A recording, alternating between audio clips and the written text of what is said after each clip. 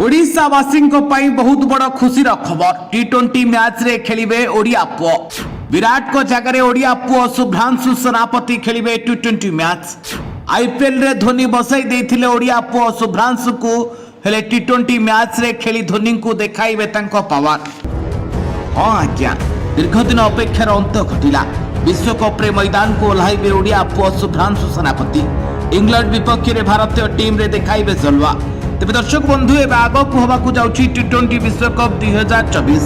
एवं सुधा भारत भल फर्म रही सेपटे 4 जून 2024 रु आरंभ होगा जाऊँगी टी20 पुरुष विश्वकप जो जबरदस्त लड़ाई देखा मिले। बर्तमान एक चर्चा जोर धरी कि इंग्लैंड विपक्ष मैच रे कुआडे भारतीय टीम रे खेलिबे ओडिया पुओ शुभ्रांशु सेनापति, जहां को नहीं अनेक प्रकार गसिप मध्य सुनिबा को मिलुछि। तांको फैंस माने एबे सोशल मीडिया रे एमिति किछि चर्चा करिवारे लागिछन्ति।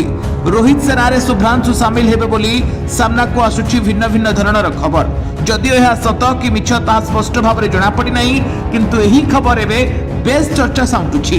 तेबे खाली शुभ्रांशु सेनापति नुहंती किछि खेलाड़ी एमिति अछन्ति जे विश्वकप 2023 रे शामिल होई नांति सत, किंतु एबे भी तांकर बेस दबदबा रहिछि। तेज दर्शक बंधु आमे कहूँ 3 जन दमदार प्लेयर कथा जी आईपीएल रे धोनी टीम अर्थात सीएसके रे सदस्य थिले। एमानक मध्यरु 2 जन भारतीय टीम पई निज योगदान मध्य दे सारिचंती। हेले आउ जणे एबे जाय भारतीय टीम रे प्रत्यावर्तन करिबा अपेक्षा अछंती।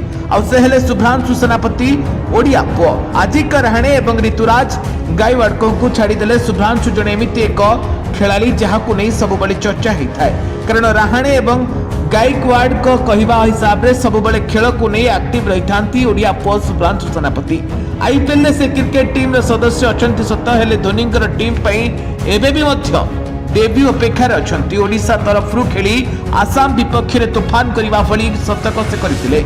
छक्का चौका वर्षा करी 54 बॉल रे अपराजित 119 रन करथिले शुभ्रांशु सेनापति। एही सब दृष्टिकोण जदि सतरे शुभ्रांशु सेनापति टी20 विश्वकप रे भारतीय दल रे शामिल हुअंती तेबे निहाती भाबरे एहा ओडिशा पई एवं भारत पई खुशीर कथा।